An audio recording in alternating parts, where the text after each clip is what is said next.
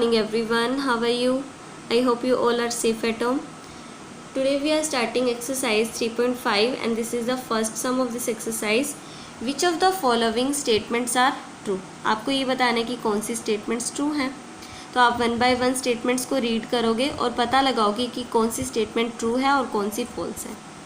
तो देखो A part, if a number is divisible by 3, अगर कोई नंबर 3 से डिविजिबल है, it must be divisible by 9, क्या वो 9 से भी डिविजिबल होगा? अब देखो 3 से कौन कौन से नंबर्स डिविजिबल होते हैं. जैसे जो 3 की टेबल में जो नंबर्स होंगे वो 3 से तो डिविजिबल होंगे ही ना. तो 3 की टेबल में देखो 3, 6, 9, 12, 15, 18, 21, 24, ये सभी क्या है? 3 से डिविजिबल है. क्या सभी 9 से भी डिविजिबल है? देखो 3 कहाँ 9 से डिविजिबल है? 3 तो छोटा है 9 से. हम कह सकते हैं 9 खुद 9 से डिविजिबल है, 18 डिविजिबल है, 27 डिविजिबल है 9 से. बट 3 तो डिविजिबल कैसे हो सकता है 9 से? क्योंकि ये तो छोटा है. फिर हमें शुरू में पॉइंट लगाना पड़ जाएगा. लेकिन डिविजिबल होने का मतलब होता है कि पूरा आपका क्वोशिएंट आए और रिमाइंडर 0 आ जाए. ठीक है. अब देखो जैसे कि 6 है, ये 3 से तो डिविजिबल है बट 9 से तो नहीं है ना. अब जैसे कि ये 12 हो गया, ये 3 से तो है बट 9 से नहीं है. 15 3 से है बट 9 से नहीं है. तो ये क्या कह रहा है? If a number is divisible by 3, अगर कोई नंबर 3 से डिविजिबल है तो वो 9 से भी होगा? नहीं होगा. इसने तो डेफिनेट का ही केस बोल दिया ना कि वो पक्का ही 9 से डिविजिबल होगा. मस्ट बी का मतलब वो होगा, श्योर है. ठीक है. बट श्योर तो हम नहीं कह सकते ना कि वो 9 से भी डिविजिबल होगा. अब जैसे कि 18 है, वो 3 से भी है 9 से भी है. लेकिन ऐसे बहुत सारे नंबर्स हैं जो 3 से तो होते हैं बट 9 से नहीं होते. ठीक है. तो ये डेफिनेट के केस में रॉन्ग हो गया. इसने तो पक्का ही बोल दिया कि जो नंबर 3 से होगा वो 9 से भी होगा. तो ये स्टेटमेंट क्या हो गई? इसकी फॉल्स हो गई. तो आप इस स्टेटमेंट को फॉल्स लिख दोगे. अब बी पार्ट देखो, if a number is divisible by 9, अगर कोई नंबर 9 से डिविजिबल है तो वो 3 से होगा. अब 9 से डिविजिबल कौन से नंबर होंगे? 9 की टेबल वाले, जैसे 9, 18, 27, 36, 45, 54, 9 7 ज़ा 63 हो गया, 9 8 ज़ा 72 हो गया. ये सभी क्या है? 9 से डिविजिबल है. इस तरह से चलते जाएंगे. सभी 9 से डिविजिबल है क्योंकि 9 के ही तो मल्टीपल हैं ये. अब आगे देखो, it must be divisible by 3, क्या ये सभी 3 से भी डिविजिबल होंगे? ये सभी 3 से डिविजिबल हैं. देखो ये भी 3 से डिविजिबल है, ये भी 3 से, ये भी 3 से, ये भी 3 से है, ये भी है, ये भी है, ये भी है और ये भी है. मतलब जो नंबर 9 से डिविजिबल है ना वो 3 से भी होगा. क्यों होगा? देखो अगर कोई नंबर किसी नंबर से डिविजिबल होता है ना, वो उसके फैक्टर से भी डिविजिबल होता है. अब जैसे कोई नंबर 9 से डिविजिबल है तो वो नंबर है ना 9 के फैक्टर से भी डिविजिबल होगा. अब 9 के फैक्टर क्या होंगे? 1, 3 और 9. मतलब अगर कोई नंबर 9 से डिविजिबल है तो वो इसके फैक्टर से भी होगा, यानी 1 से भी होगा, 3 से भी होगा, 9 से भी होगा. तो ये कह रहा है ना कि अगर कोई नंबर 9 से डिविजिबल है तो वो नंबर 3 से भी होगा, ऑब्वियसली होगा. ठीक है. तो ये स्टेटमेंट क्या है? इसकी ट्रू है. अब यहाँ देखो ये स्टेटमेंट एक तरीके से और मैं बता सकती हूँ कि ये फॉल्स क्यों है. देखो अगर कोई नंबर 3 से डिविजिबल है तो वो उसके फैक्टर से भी होगी. अब 3 के फैक्टर 1 और 3 होते हैं. तो इसने क्या बोला कि it must be divisible by 9, क्या वो 9 से भी होगी? नहीं, 9 से नहीं होगी बिकॉज 3 का फैक्टर 9 थोड़ी ना है. ठीक है. 3 के फैक्टर तो 1 और 3 होते हैं ना, 9 तो होता नहीं, इसलिए स्टेटमेंट फॉल्स होगी. अब सी पार्ट देखो, ए नंबर इज़ डिविजिबल बाय 18, एक नंबर 18 से डिविजिबल है if it is divisible by both 3 and 6, अगर कोई नंबर 3 और 6 दोनों से डिविजिबल है. इफ़ लिखा हुआ है ना, अगर कोई नंबर 3 और 6 दोनों से डिविजिबल है तभी वो 18 से डिविजिबल होगा. अब देखो 3 और 6 दोनों से डिविजिबल वाला तो 6 खुद भी होता है, ये 3 से भी है, 6 खुद से भी है, यानी ये नंबर 3 और 6 दोनों से है. अब और कोई नंबर देखो 12 हो गया, जैसे ये 3 और 6 दोनों से है. और कोई नंबर देखो जैसे कि आप कह सकते हो 30, ये भी 3 और 6 दोनों से है. तो ये कह रहा है कि अगर कोई नंबर 3 और 6 से डिविजिबल है तो वो 18 से भी होगा. अब ये सभी नंबर तो 3 और 6 दोनों से हैं, क्या ये 18 से डिविजिबल है? नहीं है ये 18 से डिविजिबल। 18 की टेबल में 12 नहीं आता, 6 नहीं आता, 30 नहीं आता, तो ये 18 से डिविजिबल तो नहीं है। तो ये इसकी स्टेटमेंट क्या हो गई? फॉल्स हो गई। ठीक है, अब देखो D part. If a number is divisible by 9 and 10 both, अगर कोई नंबर 9 और 10 दोनों से डिविजिबल है, अगर कोई नंबर 9 और 10 दोनों से डिविजिबल है, it must be divisible bye 90, क्या वो 90 से भी डिविजिबल होगा?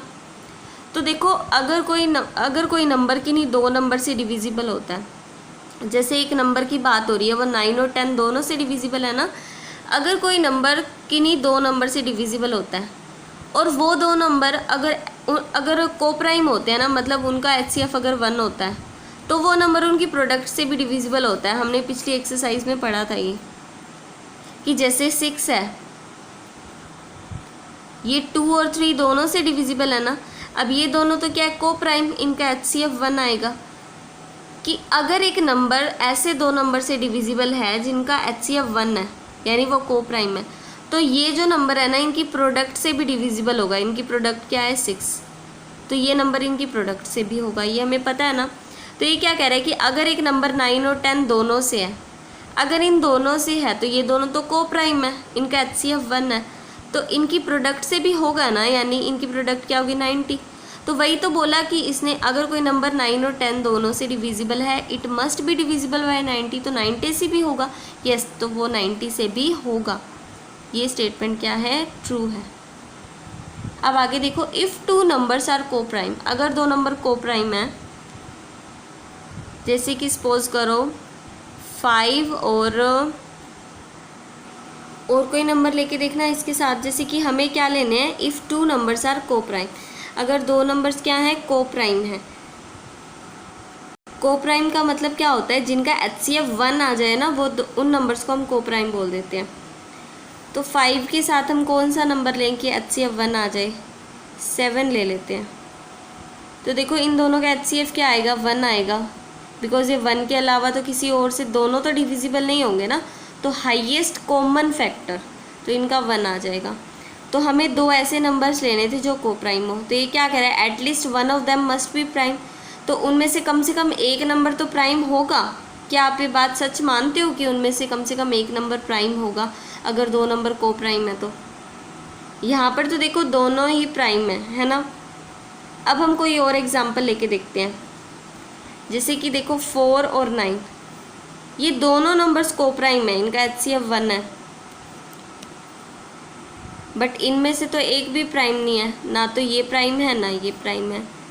तो ज़रूरी नहीं है कि अगर दो नंबर कोप्राइम है ना, तो ये ज़रूरी नहीं है कि उनमें से कोई प्राइम नंबर हो सकते हैं कि दोनों ही प्राइम ना हो।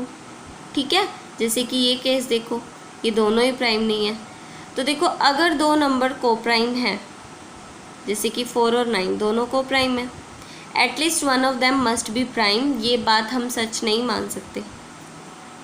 ज़रूरी नहीं है कि उनमें से एक नंबर आपको प्राइम मिलेगा, हो भी सकता है नहीं भी हो सकता, लेकिन डेफिनेट के केस में हम इसे क्या मानेंगे? फॉल्स मानेंगे। अब आगे देखो, all numbers which are divisible by 4, सभी नंबर जो 4 से डिविजिबल है, तो इसके फैक्टर से डिविजिबल होंगे ना, 1 और 4 से होंगे वो नंबर्स। तो ये कह रहे हैं कि मस्ट ऑल्सो भी डिविजिबल बाय 8, क्या 8 से भी डिविजिबल होंगे? 8 से थोड़ी ना होंगे। अब जैसे कि 4 से डिविजिबल वाले नंबर 4 होता है, 8 होता है, 12 होता है, 16, 20, इस तरह से होते हैं। अब ये सभी नंबर 4 से डिविजिबल है, क्या सभी 8 से भी डिविजिबल है? ये 8 की टेबल में तो नहीं आता, तो ये 8 से थोड़ी ना है। ये 8 से है, ये 8 से नहीं है, ये 8 से नहीं है, मतलब सभी नंबर्स तो नहीं है ना। लेकिन इसने क्या कहा? ऑल नंबर्स, सभी नंबर जो 4 से डिविजिबल है वो 8 से भी होंगे, सभी नंबर्स थोड़ी ना है। तो ये स्टेटमेंट क्या है? फॉल्स है।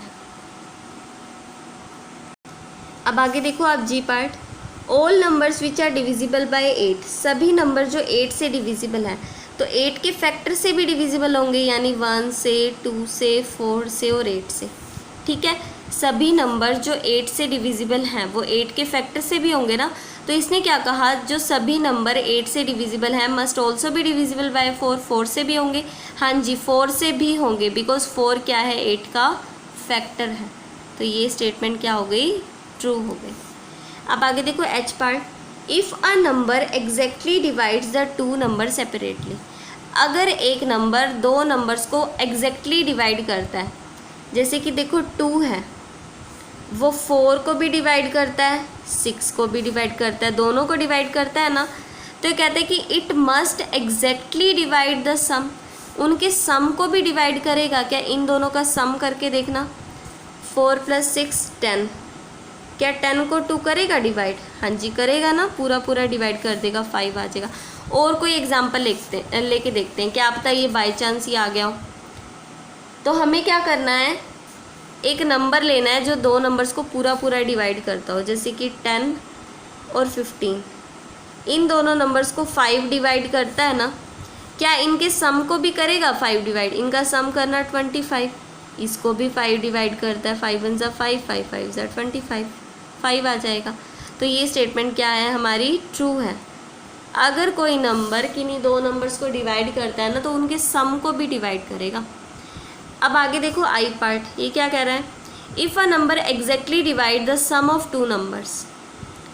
अगर कोई नंबर किन्हीं दो नंबर के सम को डिवाइड कर रहा है, it must exactly divide the number separately, क्या वो नंबर्स को भी डिवाइड करेगा।